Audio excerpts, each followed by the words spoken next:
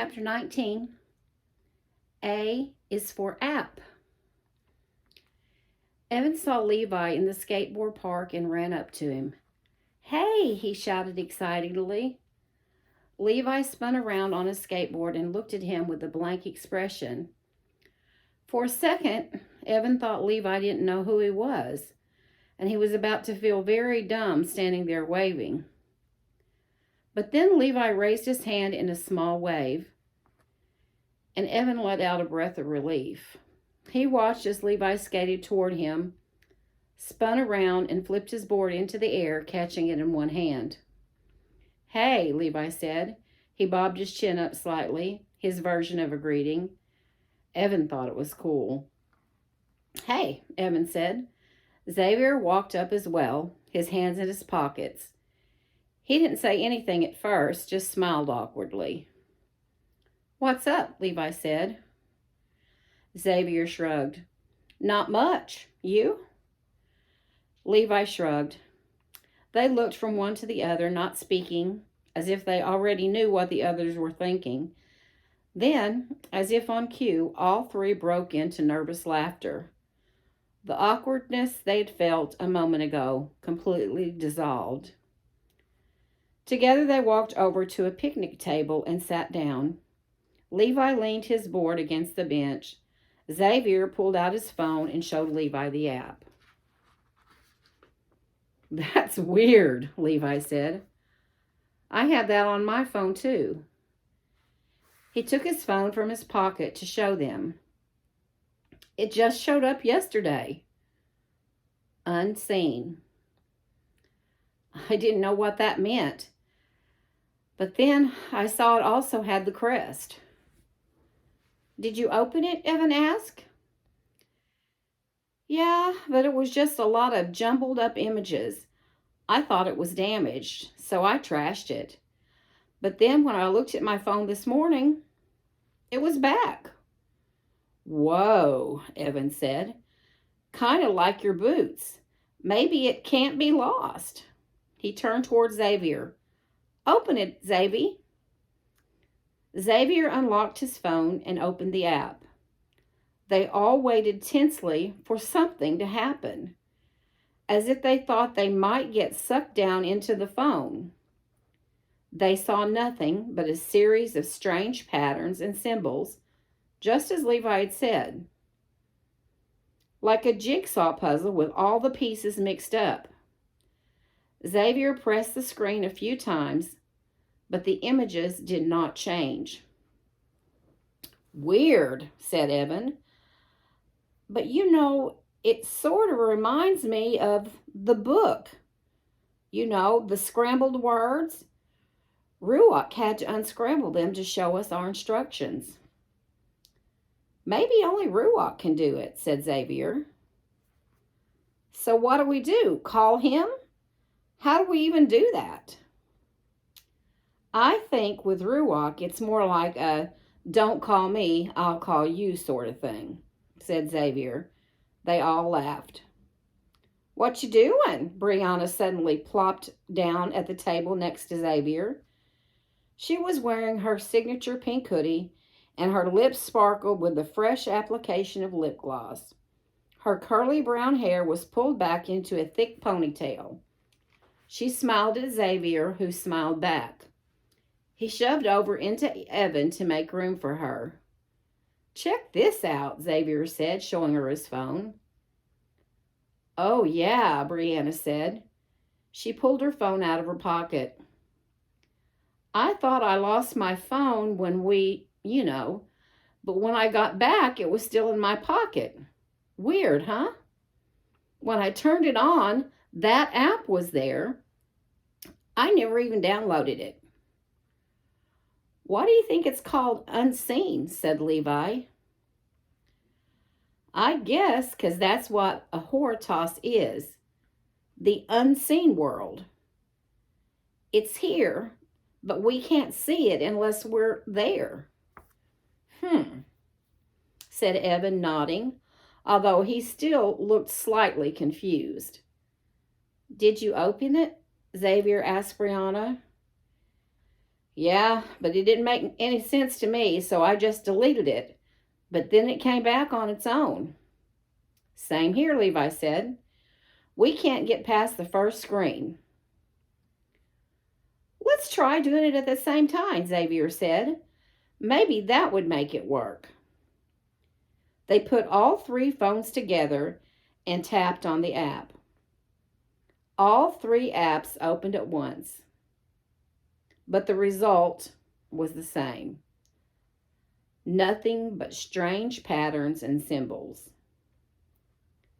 Just then, Landon and his friends passed by, giving Levi a dirty look as he did. The kids hid their phone in case Landon would get in his head to steal them or break them or something. He's got it in for me now, Levi said. Something happened? Xavier asked. Levi told the brothers about the encounter with Landon, Brianna adding many colorful details. Whoa, so time went backward for you, Xavier said, and you got to do it again? Yeah, didn't that happen to you? Xavier shook his head. Well, maybe it did. We were both asleep. Do you think we'll get to go back to a Hortos? Evan whispered. I hope so, Brianna said, secretly hoping their next visit would involve a Sandgrobel or evil marabuntas. Would not involve a Sandgrobel or evil marabunta. Hey, guys! They looked up to see the dorky kid Manuel standing before them, smiling awkwardly. He was wearing an Einstein Rocks t-shirt and carrying a satchel. He pushed his glasses up his nose. Hey, Levi said, what's up? Can I talk to you just for a second? I don't mean to interrupt. It's okay, Levi said. He was kind of surprised Manuel had never tried to talk to him before. Or maybe he had, but Levi had been too busy with his own friends to pay any attention. Levi glanced over at his skateboarder friends, hoping they weren't looking. Then he moved over to see Manuel so he could sit down next to him. These are my friends, Brianna, Xavier, and Evan. Nice to meet you, Manuel said, setting his satchel on his lap. Hey, they all answered in return. Thanks again for yesterday, Manuel said to Levi and Brianna. That was really amazing and nice. I mean, no one's ever done anything like that for me before. Yeah, it's okay, said Levi, shifting around slightly. But I'm not quite sure how to ask this, but there was something I saw when all that was going on that I wondered about. Here, let me show you. He opened his satchel and pulled out a large, dusty book. Hey, I have that book, Evan said. The book had the crest of a Hortos on the cover. Me too, said Brianna. How'd you get it? My mother gave me this book, Manuel said, Anyway, she told me her father had given it to her, and his father had given it to him. She said it was a special book, but I never actually read it. It seemed too babyish for me, with the big type and pictures. I only read science books usually.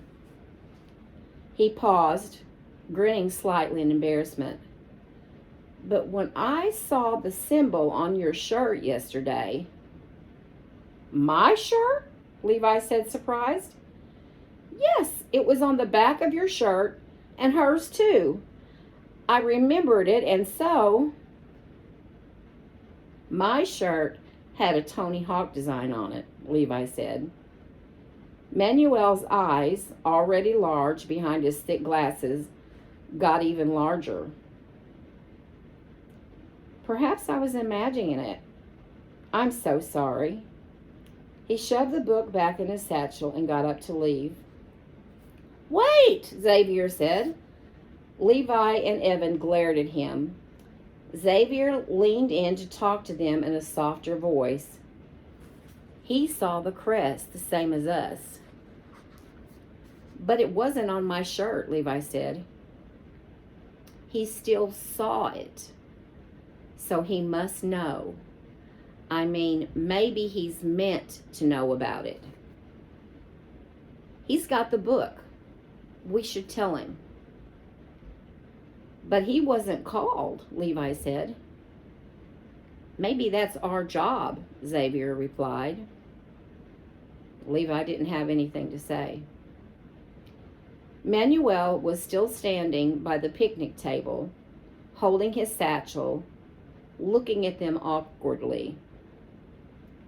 Sit down, Manuel, Xavier said. We need to tell you something. Tell me what? Manuel sat down eagerly, leaning in. What you saw, Xavier said slowly, searching for the right words, was the crest of a Horitas. A crest? A Horitas. From that book you have. It's a real place, and we've been there. Really? Manuel's eyes got big as saucers. He pulled a notebook out of his satchel and began writing things down. The kids went on to tell him all that had happened in a Horitas, about Ruach, even about Tannen. After a while, Manuel stopped writing and just listened, trying to absorb all this information, not sure if he could really believe it or not. You're not putting me on, are you? He asked when they were done. Evan wrinkled his nose. Putting you on? Like a jacket or something? It's an expression, Manuel said, blushing again. My mom... He didn't finish. There was an awkward silence. It's okay. My mom has weird expressions too, Evan said, trying to be kind. Sorry about your mom, Levi said. Manuel shrugged. Maybe you should come with us, Levi said. Next time we go. I mean, if you need proof. If we go, Xavier said. What if we don't get called again? We still need to get our swords, Evan said, and shields. And helmets, Levi said. But how can we get back there? Brianna asked. Ruach came to us when we were asleep, Evan said. I wasn't asleep, Levi said. Are you sure? Sure, I'm sure. We saw the crest over Landon's head and we grabbed it. You grabbed it? Manuel repeated. Bean and me. Bean? Manuel's eyes narrowed and he pushed his glasses up his nose. Levi pointed at Brianna and she rolled her eyes. Perhaps I could create a computer model of the crest, Manuel said, like a 3D simulation. Then we could all jump into the computer screen, Xavier said, snickering. Seriously? Manuel's face fell. It was just an idea. Maybe if you made a hologram projection like they do in that show Jet Force, Levi began. He knew about Manuel's penchant for science project. He figured if anyone could do it, Manuel could.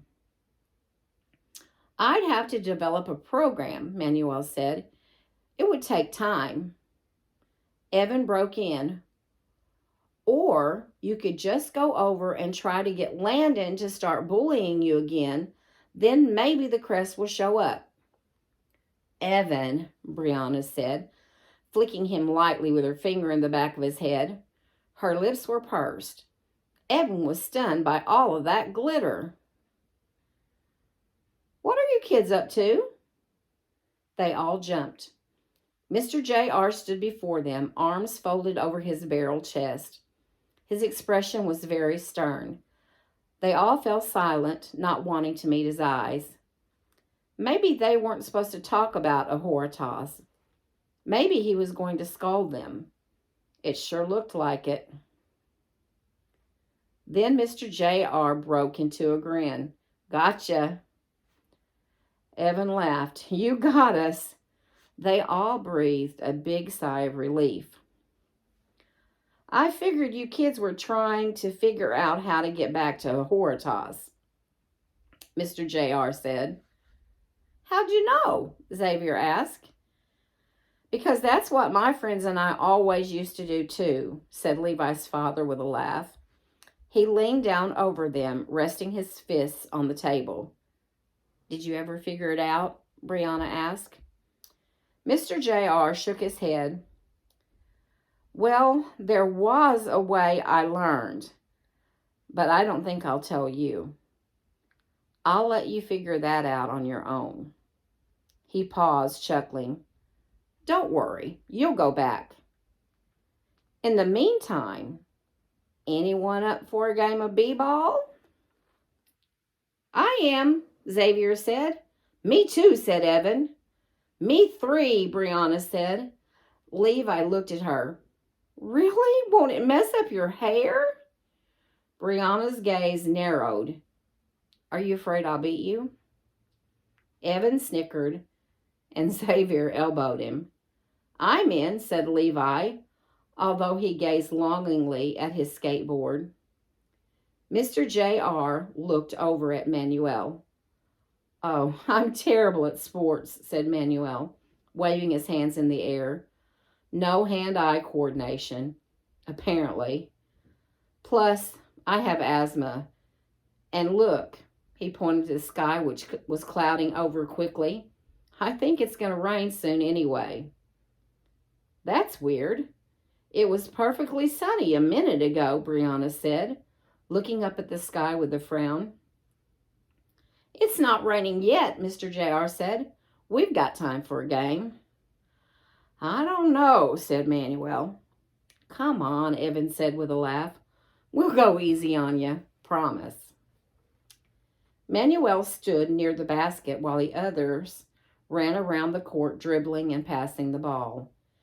Every once in a while someone passed him the ball, and he threw it at the basket. He missed by a mile, but he didn't seem to mind. It was sort of fun. He couldn't remember the last time anyone had invited him to play a game. He usually stayed in his room by himself, working on his experiments and inventions. It was just easier than dealing with other kids because they always thought he was too weird. His dad made him go to the rec. His dad taught summer courses at the local college and didn't like Manuel being all alone in the house, especially since he almost burned it down once in a science experiment gone wrong. "It was just a small explosion," he told his father when he came home. "I only singed the curtains a little bit." His father had been less understanding. So now Manuel was doomed to spend the rest of his summer at the rec, being tormented by bullies and otherwise ignored. He had been counting the days until school started. 5 more to go. But now, all of a sudden, he had some friends. All because of that awful mummy incident. "Yo, Manuel, you're up." Xavier dribbled around Levi's flailing arms and passed the ball to Manuel. He caught it, the force of the ball nearly knocking the wind out of him. "Throw!" Manuel saw Evan coming for him. He panicked, looked up, and threw the ball into the air underhanded. It went through the net the wrong way, in the bottom and out the top. Evan and Levi fell down laughing. Xavier caught the ball and gave Manuel a gentle knock on the shoulder. You just need to practice, dude. Manuel smiled, but his smile faded when he saw who had just come into his view. Landon sauntered across the court and sat down on the bench along the side. He was alone. No gang of bullies backing him up. Manuel had never seen him alone before. Landon's menacing eyes bored holes in Manuel's stomach. Hey, guys, I think I'm going to go in now, Manuel said. He was having a hard time breathing. It's just my asthma. I need to get my inhaler. As if in answer to his dilemma, a drop of rain fell on his glasses. He wiped the lens and squinted, glancing up. Dark clouds were rolling across the sky, gobbling up the last bit of blue. Oh, look, it's raining anyway. We should go in, shouldn't we? It's not raining that hard, said Evan. Besides, you can't leave in the middle of a game, said Levi. Well, I really don't think, Manuel stuttered, backing away from the court. Levi followed his gaze and saw Landon sitting there on the sidelines, watching. He nodded understanding. Don't worry, my dad's here. Landon's not going to try anything. Xavier dribbled the ball a couple of times, but before he could shoot, Mr. J.R. blew his whistle and put his hands out for the ball. Xavier bounced it to him.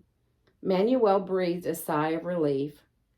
Perhaps they were going in after all. More fat raindrops were falling, making splotches on the court. But then Mr. J.R. turned to Landon. Hey, Landon, you want to play? The four kids froze. What? Manuel whispered, his knees actually knocking together. Come on, Mr. J.R. continued, ignoring the trepidation he was causing Emmanuel. Dad, we really don't want him in the game, Levi whispered hoarsely. If he plays, I'm not playing, Evan said. He'll play dirty and probably kill one of us. Landon stood up, as if to accept the invitation. The boys tensed. Then Landon waved them off, shook his head, and shuffled away. Manuel's shoulders relaxed, and he breathed a little easier. Maybe he wouldn't need his inhaler after all. The danger seemed to have passed. Come on, let's play, shouted Evan. A loud boom of thunder clapped overhead. All the kids jumped, startled. Mr. J.R. looked up. Whew, looks like there's a storm coming through, he said. I knew it, said Manuel eagerly. We should really go inside. Deadly lightning strikes are 22% more common during outdoor sports activities. Heavy dark clouds were swiftly rolling in. Everything around them got dark very suddenly, like a giant shade had been pulled across the sky. Another loud crash of thunder. A gust of wind caught them unawares, snatching the ball from Mr. J.R.'s hands. It bounced over to Manuel, who managed to catch it before it got away. He held onto it tightly as another gust of wind nearly knocked him over.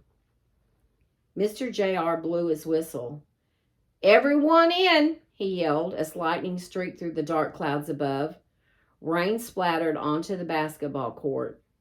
With another huge crack of thunder, the clouds seemed to split open, pouring down rain from a celestial bucket. Mr. J.R. trotted off the court, corralling the kids into the building. Xavier, Evan, Levi, Brianna, and Manuel followed quickly. The girls on the volleyball court and the kids playing kickball scurried into the building, covering their heads. Once inside the wreck, most of the kids went straight into the gym to resume their games. Others sat down at tables and started making lanyards and doing crafts. Miss Stanton scurried around passing out the art supplies, trying to get all the kids settled in some activity to keep them occupied. Levi, Xavier, Evan, and Brianna sat together at a table and pulled out their phones once more to try and figure out how to work the app.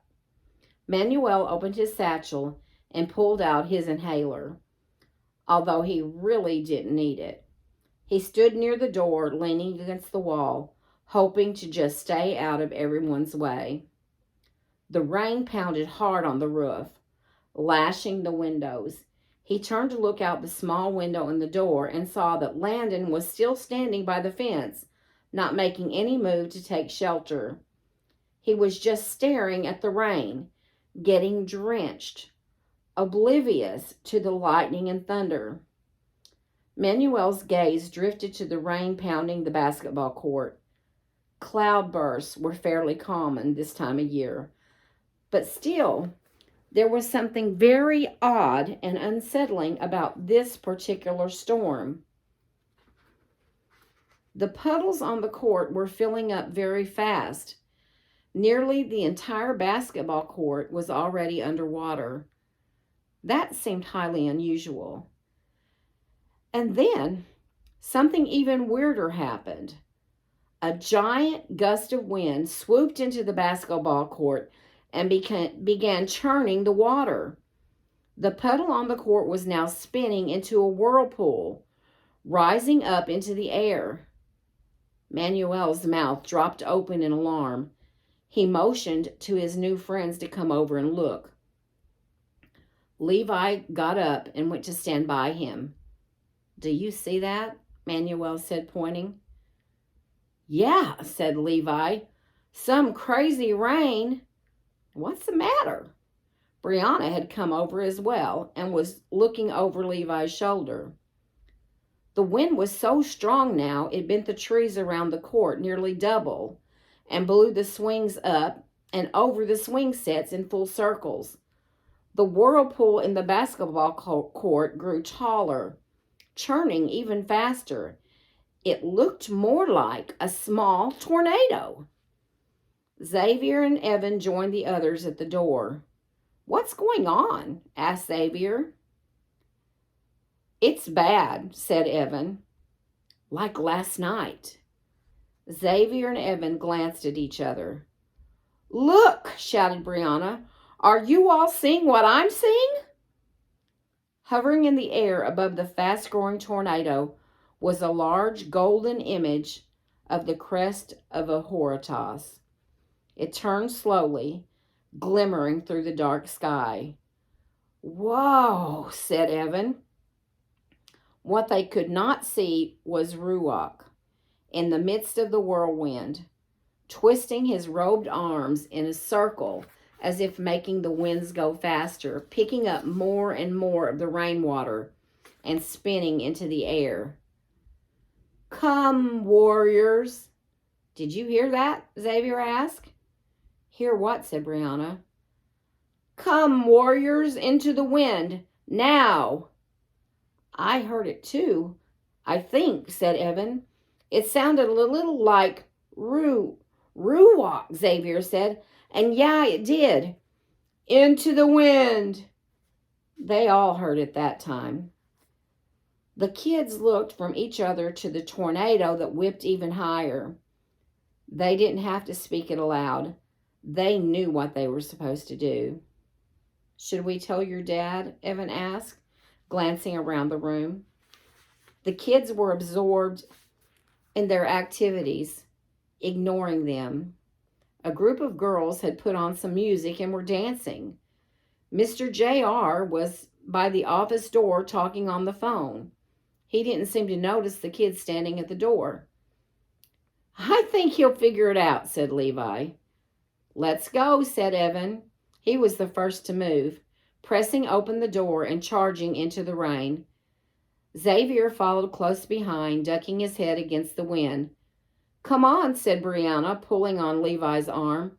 Hurry before someone notices us. Levi turned to Manuel. You too. He grabbed Manuel's sleeve and pulled him out after him. Manuel tried to resist. No, no, dangerous. My inhaler. Levi ignored his pleas as he followed Brianna out into the rain. Let's go, Brianna said.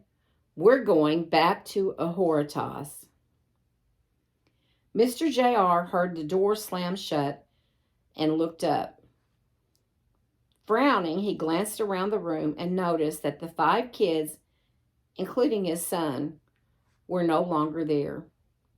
He went to the doorway and looked through the window, just in time to see them disappear into the whirlwind on the basketball court. Mr. J.R. folded his arms and sighed, smiling to himself.